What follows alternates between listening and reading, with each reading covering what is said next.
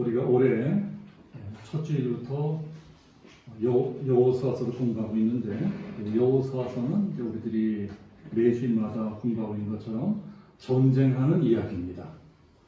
이스라엘 백성들이 가나안 땅을 정복하는 이야기입니다. 그런데 사실 전쟁하는 이야기는 12장에서 다 끝납니다. 그 다음부터는 정복한 땅을 분배하는 이야기입니다. 여호수아서는 총 24장인데 전쟁하는 이야기는 1장에서 12장까지고 그 다음부터는 전부 다 땅을 분배하는 이야기입니다. 그러니까 절반이 전쟁하는 이야기고 나머지 절반은 분배하는 이야기입니다. 이스라엘 사람들이 전쟁하는 것 못지않게 땅을 분배하는 일도 중요하게 생각했다는 것입니다. 다 같이 수고하고 다 같이 싸웠으니까 땅도 다 같이 공평하게 나눠 가져야 된다. 땅을 분배하는 일에 누구도 불만이 없어야 됩니다. 지금 우리나라처럼 되면 안 될 것입니다.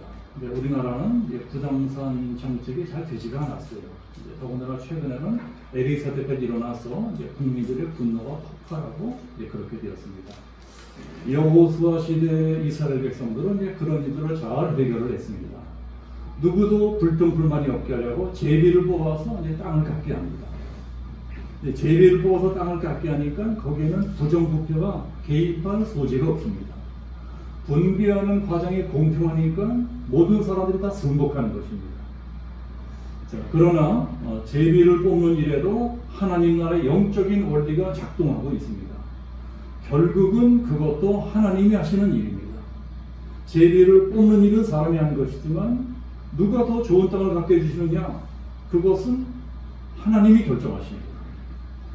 하나님 나라를 위해서 더 많이 수고한 사람이 더 많은 땅을 갖게 해주십니다. 하나님 나라에서 더 많이 희생한 사람이 더 좋은 땅을 갖게 해주십니다. 심은 대로 뿌린 대로 거두게하시는 만고불변의 법칙이 제비뽑기를 통해서 나타나게 해주시는 것입니다. 그래서 12지파 중에 유다지파가 제일 넓고 큰 땅을 차지하게 됩니다. 이것이 우리가 지난주에 배운 것입니다. 유다지파는 장자지파가 아닙니다. 야곱의 12아들 중에 유다는 맏아들이 아니에요. 큰아들이 아닙니다. 형들이 있습니다. 큰형이 로벤도 있고 작은형이 시몬도 있고 또 레위도 있습니다. 그런데도 유다지파는 그런 지파들을 다 제쳐버리고 제일 먼저 제비를 뽑습니다. 그리고 제일 넓고 큰 땅을 차지하게 됩니다. 그러니까 제일 큰 복을 받았어요. 자, 이것이 무엇을 뜻하는 것이냐? 축복은 서열순이 아니라는 것입니다. 하나님이 유다의 헌신과 충성을 귀하게 보시고 큰 복을 주신 것입니다.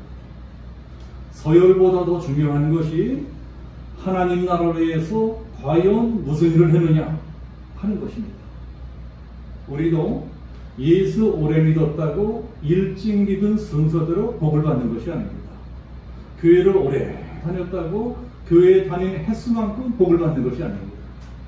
과연 네가 얼마나 헌신했고 충성했느냐? 하나님은 우리가 헌신하고 충성한 만큼 복을 주십니다. 심고 뿌린 대로 복을 주신 거예요. 자, 이게 첫 번째로 유다지파가 가장 큰 복을 받았습니다. 자, 그럼 이제 두 번째로는 누가 제비를 뽑느냐? 요셉지파가 제비를 뽑습니다. 그것이 16장 1절 말씀이에요. 우리가 16장 1절 말씀, 오늘 본 말씀 바로 앞장 16장 1절 같이 한번 봅시다. 16장 1절. 요셉 자손이 제비 뽑은 것은 여리고 샘 동쪽 곧 여리고 곁 요단으로부터 광야로 들어가 여리고부터 베델 산지로 올라가고. 자, 요셉 자손이 제비를 뽑아요. 그런데 이번에도 서열대로가 아닙니다. 이번에도 순서대로가 아니에요. 요셉은 형제 중에 서열로만 치면 12아들 중에 맨 끝에서 두 번째, 그러니까 11번째 아들입니다. 태어난 순서대로만 치면 끝에서 두 번째입니다.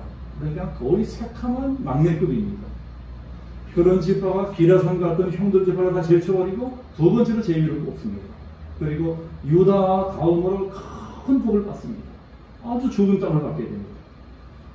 요단강에서 지중해 쪽까지 넓고 큰 땅을 다 차지하게 됩니다. 지도를 보면은 요셉 지파가 갖게 될 땅은 이스라엘 정중앙에 있는 아주 비옥한 땅입니다. 왜 요셉의 후손들이 이렇게 좋은 땅을 얻게 되었느냐? 자, 이것도 하나님의 말씀대로 된 것입니다. 아버지 야곱이 아들들에 의해서 축복 기도해주는 말씀이 이제 창세기 49장에 나온다고 제가 지난주에 말씀을 드렸습니다. 아버지가 12아들들에서 일일이 기도를 해주는데 그 기도가 바로 예언 기도가 됩니다. 아들들의 미래가 됩니다. 자, 그때 요셉을 위해서는 아버지 야곱이 뭐라고 기도하느냐? 요셉은 샘 곁에 무성한 가지라. 그 가지가 담을 넘어도다. 이렇게 기도했습니다. 하나님이 요셉에게 복을 주어서 요셉이 크게 될 것이다. 요셉이 큰 사람이 될 것이다. 요셉의 후손들도 크게 번성할 것이다. 그리고 형제들을 도와주며 살게 될 것이다. 이렇게 예언합니다. 이것이 요셉에 대한 예언입니다. 그런데 아버지의 기도대로 다 이루어집니다. 요셉도 물론 큰 복을 받아서 형들을 다 먹여 살려 주었지만 요셉의 후손들도 큰 땅을 차지해서 다른 형제 지파들을 도와주며 살게 됩니다. 아버지가 자식에서 축복하며 기도한 그대로 된 것입니다. 자, 우리들이 성경에서 교훈을 얻어야 될 것입니다. 자식들이 부모의 축복 기도를 받는 것이 얼마나 중요한지 모릅니다. 하나님이 부모들에게는 축복권을 주셨어요. 축복권을 주셨습니다. 부모가 자식들에 있어 간절하게 축복하며 기도하면 그 기도한 대로 이루어 주십니다. 그래서 부모들은 자식들을 위해서 온 마음을 다해서 뜻을 다해서 정성을 다해서 기도해 줘야 됩니다. 부모는 축복권이 있어요. 그 축복권을 가지고 자식들을 위해서 최선을 다해서 기도해 줘야 됩니다. 이것이 부모의 기도 사명입니다. 그런데 사실은 축복 기도도 내 마음대로 되는 것이 아닙니다. 축복 기도해 주는 것도 성령의 감동이 있어야 됩니다. 기도도 내가 하는 것 같지만 축복 기도도 내가 해주는 것 같지만 그것도 결국은 성령께서 하시는 것입니다. 자식이 여러 놈이 있으면 이상하게 기도가 잘 되는 놈이 있고 이상하게 기도가 잘 안 되는 놈도 있어요. 어떤 놈은 기도할 적에 막 눈물도 나고 간절하게 기도하고 그렇게 되는데 어떤 놈은 이상하게 그렇게 되지 않는 놈도 있을 수 있습니다. 성경 보면 아버지 야곱도 마찬가지였습니다. 야곱이 기도하는 것을 보면 똑같은 아들인데 어떤 놈은 더 많이 축복 기도해주고 어떤 놈은 그렇게 해주지 않아요. 심지어는 야단치는 기도까지 하는 아들도 있습니다. 부모의 마음에 큰 상처를 준 아들놈에게는 그런 기도를 해요. 큰아들 르벤은 아주 싸가지 없는 놈이었습니다. 아버지의 첩을 건드렸어요. 그러니 세상에 이런 호로 새끼가 어디 있겠습니까? 그래서 야곱이 큰아들을 위해서 기도하는 걸 보면 도저히 축복 기도 같지가 않습니다. 음악에 다치는 기도를 합니다. 둘째 아들인 시므온, 레위 다 마찬가지입니다. 그놈들도 지질이 속을 썩인 놈들입니다. 지질이 아버지 속을 썩였어요. 부모들이 자식에게 마음껏 축복 기도해 주려면 자식들이 먼저 복받을 만한 그릇이 되어야 됩니다. 먼저 복받을 만한 놈이 되어야 복을 받게 됩니다. 요셉 지파가 지금 공짜로 복을 받는 것이 아닙니다. 요셉 자신이 먼저 복을 받을 만하게 살았습니다. 요셉은 평생 하나님을 경외하며 살았습니다. 신실한 인생을 살았습니다. 형들이 자기를 애굽의 종으로 팔았어요. 그래도 복수하지 않습니다. 오히려 원수를 은혜로 갚았습니다. 요셉 자신이 너무나 훌륭한 인생을 산 것입니다. 그래서 요셉은 자기 당대도 복을 받고 자식들까지 다 복을 받습니다. 후손들까지 다 복을 받게 됩니다. 요셉의 자식들은 부모를 잘 만나서 큰 복을 받았습니다. 요셉의 후손들도 조상을 잘 두어서 두고두고 복을 받습니다. 여러분, 우리 부모들이 이런 부모들이 되어야 되겠습니다. 자식들이 이런 말을 할 수 있도록 우리 부모들이 살아야 되겠습니다. 우리들이 이만큼 사는 것이 다 우리 부모님 덕분이다. 우리 부모님이 일평생 하나님을 잘 섬기고 예수님을 잘 믿었기 때문에 하나님이 우리들에게 이런 복을 주셨다. 우리들은 부모님 때문에 이런 복을 받고 사는 것이다. 우리들이 죽고 난 다음에 부모가 죽고 난 다음에 자식들이 추도 예배를 드리면서 이런 간증을 할 수 있도록 부모인 우리들이 잘 살아야 됩니다. 그런데 오늘 성경을 잘 보면 조금 요상한 일이 벌어지고 있습니다. 자, 무슨 일이 벌어지고 있어요? 이 사람들이 불평을 합니다. 여호수아에서는 뭐 불평을 했다 이런 말은 잘 나오지 않는데 지금 성경 보면 사람들이 불평을 하고 있어요. 누가 불평을 합니까? 요셉 자손들이 불평하고 있어요. 왜 불평하고 있나요? 자기들이 받은 땅이 너무 좁다고 불평하고 있는 것입니다. 이 사람들이 받은 땅은 이스라엘에서 그냥 알짜배기 땅입니다. 알짜배기 땅을 받았어요. 요단강에서 저 반대편 지중해 바닷가 쪽까지 다 분배받았습니다. 그 땅은 농사와 무역을 다 할 수 있는 땅입니다. 우리나라로 치면 수도권을 포함해서 충청도 지역까지 받게 된 것입니다. 그런데도 왜 불평을 하느냐? 그게 오늘 본 17장 14절 말씀입니다. 우리 14절 말씀 봅시다. 14절 보시면 요셉 자손이 여호수아에게 말하여 이르되 여호와께서 지금까지 내게 복을 주심으로 내가 큰 민족이 되었거늘 당신이 나의 기업을 위하여 한 제비 한 분깃으로만 내게 주심은 어찌함이니까 하니. 이것이 무슨 말씀인가요? 요셉 지파는 한 지파가 아니고 두 지파로 나눠져 있다는 것입니다. 요셉의 아들이 에브라임과 므낫세인데 두 아들이 각각 한 지파씩 독립을 합니다. 그래서 이스라엘 사람들은 그 두 지파를 한 지파로 보고 있어요. 자, 이것이 어제 오늘 일어난 일이 아니고 까마득한 먼 옛날 조상 야곱이 그렇게 만들어 놓은 것입니다.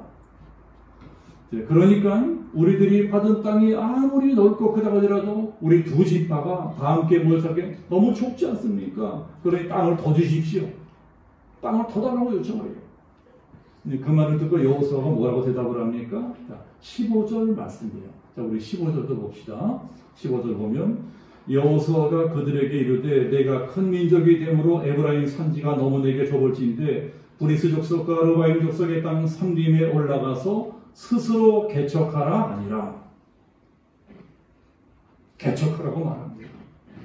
땅이 좁다고 불평불만하지 말고 너희들 스스로 더 개척해라. 더 개척하라는 거예요. 아직 우리가 개척해야 될 땅이 너무나 많이 남아있다. 이 땅엔 우리가 이제 정복하지 못한 땅도 많이 남아있다는 것입니다. 실제로 요셉 지파가 받은 땅에는 여전히 브리스 족속, 르바임 족속이 살고 있었습니다. 그런데 워낙 산세가 험하고 숲이 울창하게 우거진 것이기 때문에 이스라엘이 거기까지는 미처 정복하지 못하고 그냥 내버려두고 있었습니다. 그러니 너희들이 땅이 좁다고 불평하지만 말고 그런 땅까지 정복하면 되지 않겠느냐? 더 개척해라, 더 정복해라. 근데 그런데 요셉 자손들이 뭐라고 말합니까? 16절이에요. 우리 16절 봅시다.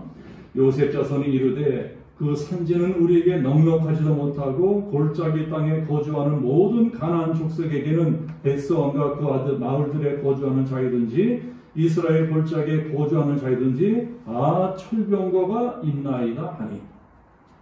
자, 뭐라고 하고 있습니까? 핑계를 대고 있어요. 자꾸 핑계를 대고 있습니다. 솔직히 그 땅은 별벌이라는 땅입니다. 그 땅은 쓸모없는 땅이잖아요. 다 험한 산업지대고 나무만 올창 우거진 숲속인데 그 깊은 숲속에 누가 들어가 살려고 하겠습니까? 그러니까 그 숲속에 살고 있는 족속들은 사나운 놈들입니다. 우리에게는 없는 철봉까지 가지고 있습니다. 그러고 자꾸 못한다고 그러고 있습니다. 우리는 못해요. 나는 못합니다. 그러고 있습니다. 못하는 것이 아니고 사실은 하기가 싫은 것입니다. 그 힘든 전쟁을 치르고 여기까지 왔으니까 이제는 좀 편안하게 살고 싶은 거예요. 나도 좀 편안하게 살고 싶다. 우리도 편하게 살고 싶다. 그래서 자꾸 불평합니다. 이미 좋은 땅을 그것도 많이 얻었는데 계속 불평을 합니다. 오늘 성경에 나오는 이 불평하는 요셉 자손들의 모습이 어쩌면 우리들의 모습일 수도 있습니다. 우리들도 이미 상당히 많은 것을 가지고 있습니다. 우리나라는 이미 상당히 잘 사는 나라입니다. 저도 전 세계 많은 나라를 다녀보았습니다. 우리나라가 지금 사는 수준은 좀 미국이나 유럽 못지않습니다. 더 나은 것도 있어요. 지금 못 사는 나라들이 얼마나 많은 거예요. 그야말로 인간 이하로 비참하게 사는 나라들도 수두룩합니다. 우리나라에도 우리보다 못 사는 사람도 수두룩합니다. 노숙하는 사람들도 많이 있어요. 이 자리에는 어제 길거리에서 자고 교회 나오신 분 한 분도 안 계십니다. 자, 우리들은 다 내 집에서 편안하게 살고 있습니다. 내 침대에서 편안하게 자고 오늘 교회 나오셨어요. 이것이 절대 당연한 것이 아닙니다. 우리가 당연하게 생각하고 당연하게 누리는 이 모든 것들이 꿈인 사람도 있어요. 그런데도 우리는 만족하지 못합니다. 내가 갖고 있는 것은 당연한 것이고 더 갖지 못해서 늘 불만입니다. 늘 남의 떡만 커 보이는 것입니다. 또 조금만 더 내가 수고하면 얼마든지 더 잘 살 길이 열려져 있는데 불구하고 힘들고 어려운 일을 하기 싫어합니다. 그럼 늘 불평불만하고 있습니다. 요셉 집파 사람들이 그러고 있는 것입니다. 이 사람들이 계속 핑계를 대고 불평하고 있으니까 여호수아가 뭐라고 대답합니까? 18절 맞습니다. 우리 18절도 봅시다. 18절 보시면 그 산지도 내 것이 되리니 비록 삼림이라도 내가 개척하라. 그 끝까지 내 것이 되리라. 가나안 족속이 비록 철병거를 가졌고 강할지라도 내가 능히 그를 쫓아내리라 하니. 자, 결론은 개척하라는 것입니다. 오늘 우리가 읽은 짧은 4절의 말씀 속에서도 2번씩이나 계속해서 개척하라는 말씀이 나옵니다. 15절에도 스스로 개척하라. 18절에도 삼림이라도 개척하라. 수천 년 전 여호수아가 요셉 자손들에게 한 말을 오늘 예수님께서도 우리 모두에게 똑같이 말씀하고 계십니다. 너희들 살기 힘드냐? 그러면 더 개척해라. 내 스스로 개척해라. 옛날에 이제 대우그룹을 창설한 김우중 회장이 유명한 말을 했습니다. 세계는 넓고 하리는 많다. 비록 김우중 회장은 너무 욕심을 부리다가 망했지만 그 사람의 한 말은 틀린 말이 아닙니다. 오늘 성경에도 나오는 말씀이에요. 안주하지 말라는 것입니다. 안주하지 말아라. 지금 하는 일이 안 되면 다른 것도 좀 찾아봐라. 지금 하는 사업이 잘 안 되면 다른 방법도 찾아봐라. 개척해버리는 거예요. 개척하라는 말은 히브리 말로 바라입니다. 바라. 그런데 바라라고 하는 말의 어원은 창조하다예요. 창조하다. 그러니까 개척하다, 창조하다 원래 같은 말에서 나왔습니다. 그래서 하나님은 창조하시고 우리들은 개척합니다. 그게 우리 인류 역사입니다. 하나님은 무에서 유를 창조하셨습니다. 그리고 우리들에게는 하나님께서 이미 만들어 놓으신 것들을 가지고 뭔가 새로운 것들을 개발하게 하셨어요. 그게 바로 문명이라고 하는 것입니다. 우리 인간들은 눈을 보면서 카메라를 만들어냈습니다. 귀의 원리를 잘 생각해서 오디오를 만들어냈습니다. 두뇌를 잘 연구해서 컴퓨터도 만들고 로봇도 만들고 인공지능도 만들어냈습니다. 새가 날아가는 것을 잘 보면서 비행기를 만들어냈어요. 물고기 해양증을 잘 연구해서 배도 만들고 잠수함도 만들어냈습니다. 이게 바로 개척하는 겁니다. 우리 인간들이 이렇게 뭔가 새로운 분야를 계속 개척해냈습니다. 지금도 그러고 있어요. 이게 다 하나님이 그렇게 하신 것입니다. 그래서 하나님은 그런 사람들을 좋아하십니다. 하나님은 개척하는 사람들을 좋아하세요. 뭔가 새로운 분야를 개척하는 사람을 하나님은 좋아하십니다. 과학자들도 개척하는 사람들입니다. 예술가들도 개척하는 사람들입니다. 사업하는 사람들도 개척하는 사람들입니다. 하나님은 개척하는 걸 좋아하시기 때문에 교회도 개척교회를 더 좋아하십니다. 하나님은 개척교회에 더 관심이 많으세요. 자, 왜 그래요? 하나님 자신이 창조자이시고 하나님 자신이 개척자이시기 때문에 그렇습니다. 제 인생을 가만히 돌아보면 하나님 보시기에 제가 잘한 것이 이 2가지가 있습니다. 내가 하나님 보시기에 뭘 잘했을까? 잘한 것이 2가지가 있는데 하나는 기독교 복음 문화를 개척한 것입니다. 지금으로부터 한 30, 한 몇 년 전에, 그때는 초신자 시절이었는데도 처음 기독교 복음 만화를 그리기 시작했습니다. 제가 그리기 전까지는 성경이나 기독교 교리나 뭐 이런 기독교 고전들을 만화로 그리는 만화가들이 없었습니다. 제가 기독교 복음 만화의 원조급입니다. 제가 처음 이런 일을 시도를 했어요. 그러니까 기독교 복음 만화로 처음 개척한 것입니다. 그것을 잘한 것 같습니다. 또 하나는 우리 양주명성교회를 개척한 것입니다. 교회를 개척하는 것은 정말 힘든 일입니다. 제가 평생 해온 여러 가지 일 중에 교회를 개척하는 일이 제일 힘들었습니다. 그래도 이 두 가지가 제가 제일 잘하는 일입니다. 물론 제가 능력이 부족해서 잘하지는 못했습니다. 그래도 제 나름대로는 최선을 다했습니다. 최선을 다해서 만화를 그리고 최선을 다해서 교회를 개척하고 목회를 했어요. 비록 잘하지는 못했어도 하나님께서 그래도 저는 그것은 칭찬해 주실 것이다 이렇게 생각을 합니다. 네가 작은 일에 충성하였으니 잘하였도다. 저는 그거 하나면 됩니다. 더 이상 바랄 것도 없습니다. 하나님은 무에서 유를 창조하시고 어둠에서 빛을 창조하시고 혼돈 가운데서 이 아름답고 질서 정연한 이 세계를 창조하셨습니다. 우리들에게는 개척사명을 주셨습니다. 너희들은 나 하나님의 형상을 따라 창조된 존재들이 다른 동물들하고는 달라야 된다. 나 하나님처럼 뭔가 계속 새로운 것을 창조해내고 계속 새로운 세계를 개척해 나가라. 창세기도 보면 생육하고 번성하여 땅에 충만하라. 땅을 다스리고 정복하라. 이것이 개척사명입니다. 미지의 세계를 개척해 나가라는 거예요. 더 넓은 세계를 계속 개척해 나가라는 것입니다. 그래서 우리 인류는 이 넓은 지구를 거기다 개척을 했고 지금은 우주를 개척하겠다고 화성에 탐사선을 보냈잖아요. 화성도 개척하려고 하고 있습니다. 자, 이렇게 꼭 엄청난 일만 해야 개척하는 것은 아닙니다. 아주 작은 일도, 아주 조그만 일도 개척할 수가 있어요. 요새 텔레비를 보면은 맨 먹방이 먹방. 세상에 먹는 방송 이렇게 많아요. 맨 먹방 천지입니다. 먹방 유행인데 먹는 일도 개척할 수가 있습니다. 요새 먹방을 보면 셰프들이 계속해서 새로운 요리 만들어내고 있습니다. 그것도 다 개척하는 겁니다. 요새 애들은 다 치킨이나 햄버거 굉장히 좋아합니다. 이 패스트푸드 아이들 잘 먹어요. 저도 이제는 할아버지가 되었지만 저도 햄버거 굉장히 좋아합니다. 햄버거 먹으러 잘 다닙니다. 햄버거 중에 제일 유명한 햄버거가 어떤 햄버거입니까? 맥도날드 햄버거잖아요. 맥도날드 햄버거. 맥도날드는 전 세계에서 제일 큰 햄버거 체인 회사입니다. 그런데 우리나라에 맥도날드가 처음 들어온 것은 그리 오래되지 않았습니다. 90년대까지만 하더라도 미국 맥도날드 본사에서 대한민국 우습게 알고 우리나라에는 체인점 내주지 않았습니다. 우리나라 같은 나라에 맥도날드 체인점 들어가도 사람들을 민둥하듯이 안 사 먹을 거라는 거예요.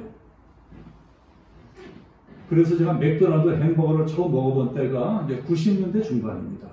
시카고에 제 사촌 동생이 살고 있었습니다.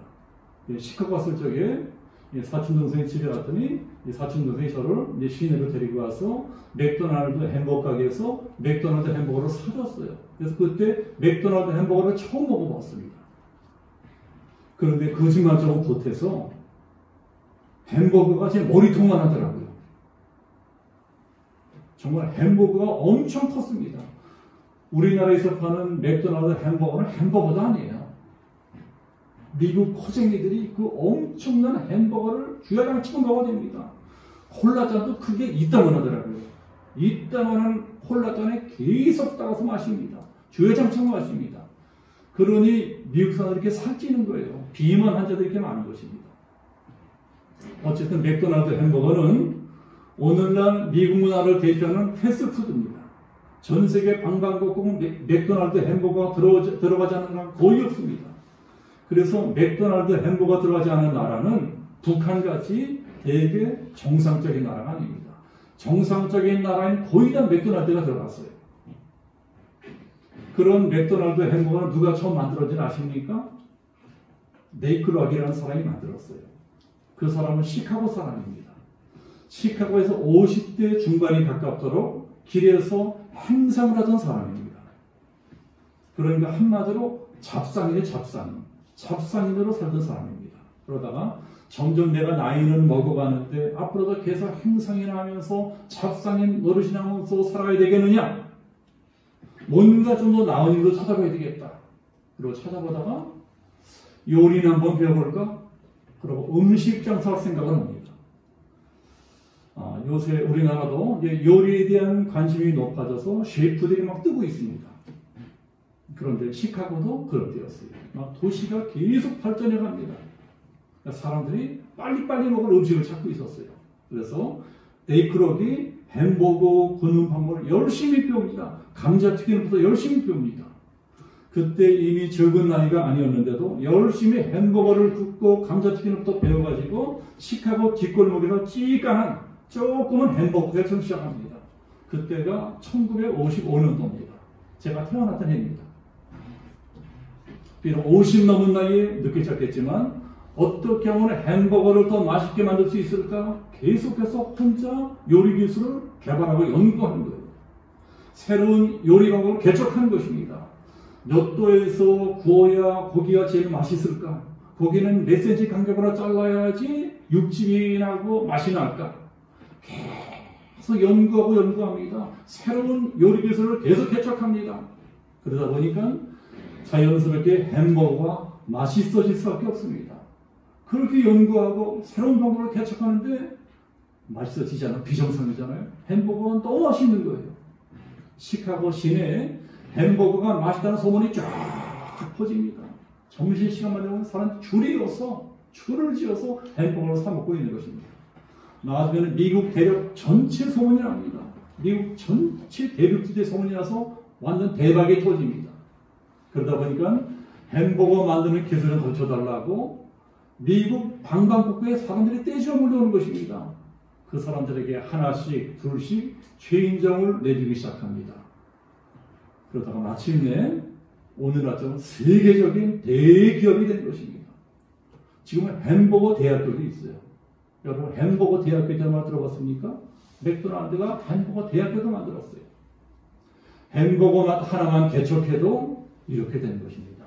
음식 맛 하나만 제대로 개척해도 이렇게 되는 것입니다. 스스로 개척하라. 그 산지도 내 것이 되리니 비록 상림이라도 네가 개척하라. 그 끝까지 네 것이 됩니다. 수천 년 전 요셉 자손들에게 주셨던 이 말씀이 21세기를 살고 있는 오늘날 우리들에게도 똑같이 주시는 하나님의 말씀입니다. 지금 이 시대는 그야말로 대격변의 시대입니다. 어찌나 세상이 빨리빨리 변해가는지 따라갈 수가 없어요. 따라갈 길이 없습니다. 그래서 이제껏 살던 그대로 살다가는 다 도태되어 버릴 것입니다. 앞으로 무수한 사람들이 도태될 것입니다. 앞으로 무수한 업종들이 사라질 것입니다.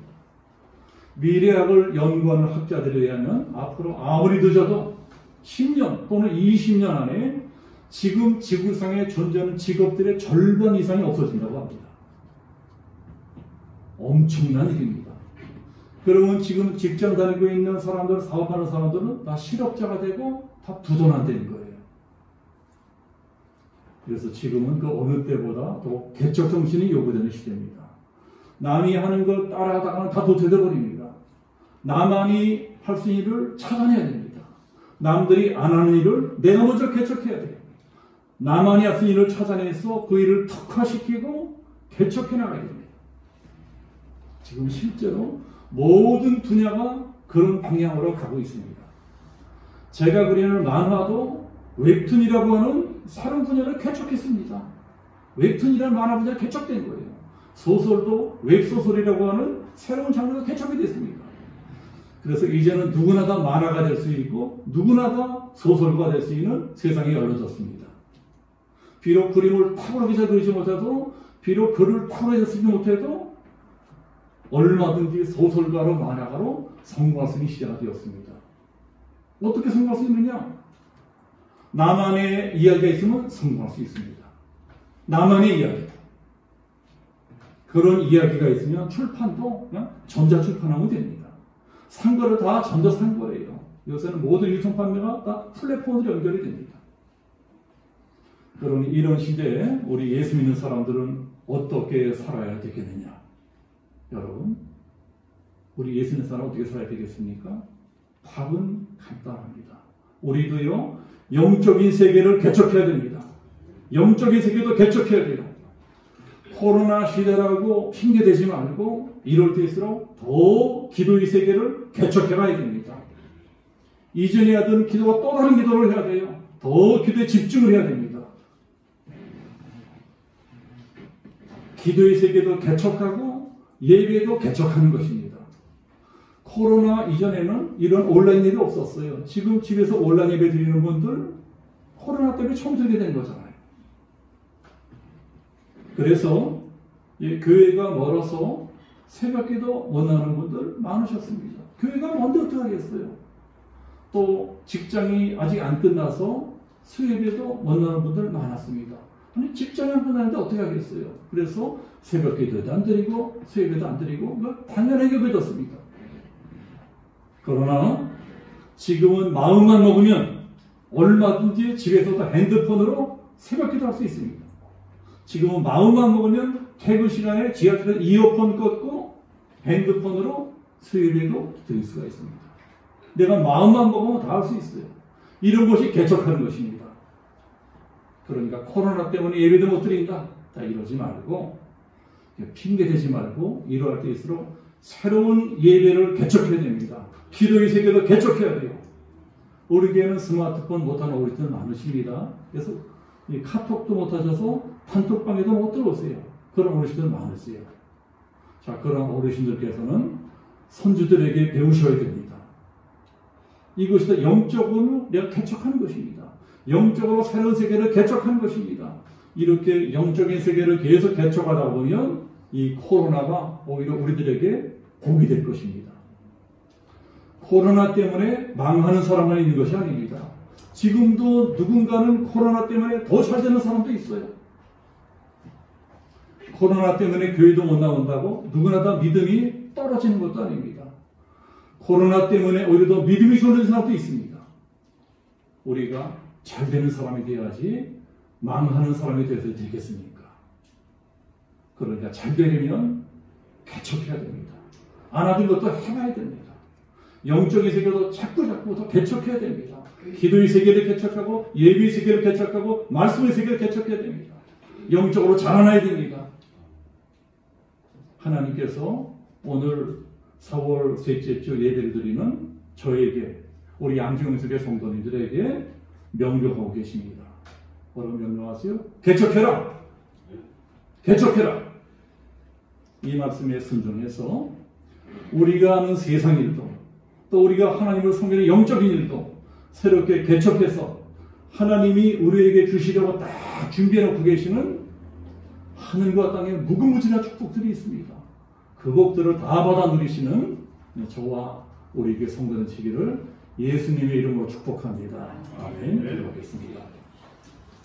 자비로우신 아버지 하나님, 요셉 지파를 통해서 여호와께서 말씀한 그 말씀을 하나님께서 나에게 우리 모두에게 주시는 하나님의 말씀으로 받아들입니다. 하나님께서 코로나 시대를 맞아 고통받는 우리 모두에게 지금도 이렇게 명령하고 계십니다. 수천 년 전 요셉을 통해 명령하시는 그 말씀 개척해라.